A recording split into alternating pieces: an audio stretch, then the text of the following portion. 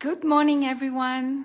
I had to start a little early today because my schedule for the day changed, but I'm very excited that I will finish this year with such a beautiful theme, and the theme about self-growth, robust health, and the theme about self-care.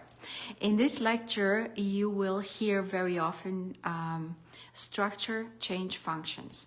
I will explain first what does it mean, and then through the lecture, as I go over different themes, I will give you examples how structure, changing function influences our life, our health, and our self-care. What is the self-care impact on our body through the structure that changes function?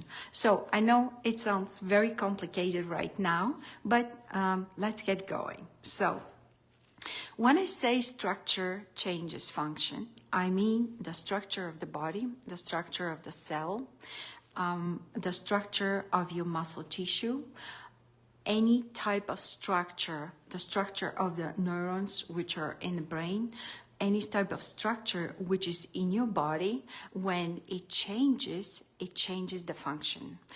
And depending on if this structure can function with optimum power and energy, then you have optimum power and energy and optimum function of the structure. And what I will give you an example. Recently, I made a mistake with shoes and I got plantar fasciitis. What happened is I got enormous pain in my foot and I had trouble walking for a while. So that was because there was a structural change in the tissue of my heel. What happens is we have those fascias that are moving from head all the way to your fingers, all the way to your toes. When you put your foot in a not very comfortable situation, or when you step on something that punches into your heel, you can get plantar fasciitis. You can get it in many other ways, of course, but these are in general what I see. That means that there are three fascias which are on the bottom of your foot, and they are one over the other. And when there is an impact on them, you bruise them. And you can have vessels also leaking, like capillary or veins that are leaking into the tissue and make something, I would call it a scar tissue, but it's not yet scar tissue, like blood which is stuck in between tissues, in between those fascias that are going on your heel. Then they get like glued and it started pulling and it hurts a lot. On your foot, you have a lot of nerves ending because the brain gets through the skin information from your foot in order to position you correctly on the ground when you walk. So you're stable, you're upright, or whatever you're doing. You want to sit or you want to lunge. So that part of the foot is very sensitive. But I started from the structure. So the structure is changing because those fascias, they cannot work properly anymore because they're stuck together. That is a different structure and changes the function of my foot. I was dragging it for quite a few days, I did treatments on myself and etc. A lot of stuff. Now it's way better.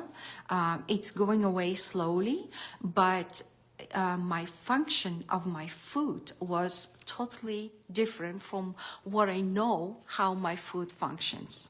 So I will be talking about that because this is part of your health, and this here we can talk about self-care. we have a problem, that changes our life, our lifestyle, our daily movements, and taking care of this problem is part of your self-care. So prepare for the joy. It's not going to be a long lecture, but I will try to really keep it very consistent, short, and well explained. I hope so. Food also impacts your overall health. How? Food is an information. When it comes into your body, it makes changes. It gives you energy, it takes away energy. If you eat high-calorie food, which is sweets, cookies, and etc., now the season comes, just be aware that your body uses a lot of energy to process that food. And food can change function and structure as well, because the food changes the structure of your cell. The food changes the way your body works. It changes the structure of your blood. And the blood brings all that food you're eating through your through your tissues into the cell. And depending on what the cell receives, the cell can change its structure and it can change the function. It can become dysfunctional or it can work with its optimum energy and function. Another thing is the movement. I just gave you an example with my foot, what happens with the movement, but I want to give you another example. Years ago, I wrote about that somewhere below, quite far down, about Julie. Julie was my client. She passed away from cancer. She was just starting treatments for cancer, but she also wanted to go to the World Games of the Police and Fire at that time in Ireland. And she was doing volleyball and beach volleyball. And she said, Maria, I don't know if I'll live longer. This is my chance to get a medal. So can you prepare my body for this? I said, wow, this is quite a challenge. When people take chemotherapy, you have to be very careful how you work with them, because this is an enormous stress on the body. If you stress them on top with exercises where we tear our muscles, I'm not sure if this is a very good idea. So I consulted quite a few people before I started. We worked very, very well for 5 months. By the way, she came back with 3 gold medals for Canada. She had gold medal on beach volleyball, gold medal indoors on volleyball with the women's team, and gold medal in the mixed team. They had a mixed team for indoor volleyball as well. So that was great. But she wanted also, her dream was to to be able to do a chin-up. I said, wow, for a person who had never done weights, to teach him for 5 months to do a chin-up, this is a very tall order. Doing volleyball is one thing. Doing weights and pulling up the entire body on the bar is another thing. Yes, she learned to jump, and that helped us a lot, but still the process was not easy at all. So I had to change the structure of the muscles that are included in this movement, and I had to do it very, very slowly to get only one chin-up for 3 months, and on the 5th month we had 3 chin-ups. I worked 3 times a week with her, which is absolutely not enough to achieve something like that. But at the end of the 5th month, her dream came true. We achieved it, we filmed it, and that was fantastic. So the structure of the cell of those muscles changed, then the function of those cells changed, and the entire function of the muscle changed, so we achieved the dream. It's the same thing when you are healing a disease. You have to change the structure of the cell. On the cellular level, how we do it? We use herbs, supplements, we use changes in the nutrition, in the hydration, we use movement, we use sleep as a component of all this. And we work on the happiness, joy, because that changes your hormonal balance. Again, it changes structure. And then the body starts functioning in a different way. It starts functioning easier. I just remember in a case where I gave a nervine tonic because the person had quite anxiety, let's say, a little nervousness, and my expectations were that the structure will change and the function will be to calm down the person. But what happened is the structure changed, but the person became so energetic in a very positive way. The anxiety went also down, but my expectations were, I was quite perplexed because the outcome was even better than I expected. But I'm giving this example for you to know that sometimes you have to trust the process, and the body decide how to change the structure, how to care about you. You do this self-care about yourself. You give it different tools, and the body has the wisdom. The life force inside, which we believe it's in the blood, has the wisdom to change the structure in a way to maximize, to optimize the function. And this is something which is a magic in our work. It's amazing to observe those processes. And here, of course, I have to mention the mind-body connection.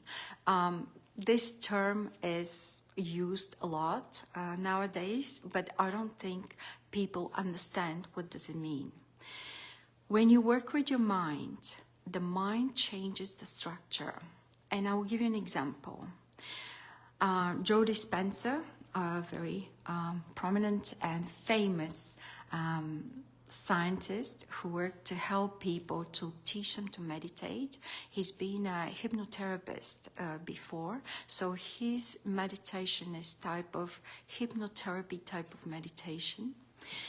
He had a very big accident on a bicycle. He was hit and fell, and he injured his column, the vertebrae column, and he injured quite a few vertebrae, and he was in a wheelchair. He had seen at least 3 surgeons, and they suggested to fuse vertebrae and etc. That's what surgeons do. That's what they're trained to do. But he said, no, I know more about the body. I know more about the spirituality, how the mind works, because he does hypnosis and stuff like that on top of his medical education. And he said, I'm going to go a different route. For 3 months, he sat down for 3 hours a day to meditate in order to try and change the structure, in order for his body to become functional and to optimize function with what it could be done. For 3 months, there was no result, nada. He got quite discouraged, but he continued. And then, all of a sudden, the structure started changing very slowly. To change the bones is a big deal. This is, nowadays they call it a soft tissue, and it's changeable, they believe. But in our minds, and even in my mind still, this is a very hard tissue to change. But they call it a tissue nowadays, the bones. So that's what he did. The bones changed its arrangement, they started healing. And they rearranged in a way that he went back to his function of walking. of getting up of the chair. And you can see millions of videos on YouTube with him. He is walking. He's a healthy man. And here is how the mind-body connection, the mind changes the structure of your body in order to achieve this function. So it is not impossible. It's a question of understanding how this process works. I'm working with a lot of osteopaths. My mentor is a physiotherapist, osteopath, another mentor is kinesiologist. So they have that fine-tuning knowledge, which is absolutely amazing when you apply it to our bodies. And they work. That's what they say, that as soon as you are able, with many tools we have to change the structure, the body starts working with its optimum energy, the function becomes optimum for the way it is. And this is amazing. This is the amazing gift that we can give as coaches to our clients. And the self-love is part of exploring this process. The self-love also shows in how you treat your body. And especially when we are with a chronic health condition, we need that self-love. A very important part of the process is your dream team, as I many times mentioned. You can't do it without a dream team. You need a support because of those ups and downs. You might be super strong and you might be super knowledgeable and adore and do everything, but there are always moments that let you down, that you cannot process correctly because you're in the situation. So you need somebody who is outside of this circle and tells you, keep going, you can do that, I believe in you, I love you, I'll support you, I'll encourage you, I will help you as I can, as much as I can, but keep going, don't give up, you are on the right track. And I think I should finish with those words. My explanation about structure and function in relation to your self-growth, because the personal growth also depends on how your structure functions. If you can function with your optimum energy, if you can put your optimum energy in your daily routines, if you can live the life to the fullest, if you can be a doer and do your life, because only with thinking we are sinking and sinking. One of my mentors was saying, you can read all these wonderful books. This is a great gymnastics for your brain. And it's a great thought process. Yes, you develop inside of yourself, but until you try, you apply, there is no real benefit for you. It's just a lot of thinking. So I hope you found something important for yourself in this short lecture, and I hope that this will remain in your head forever, that the structure changes function.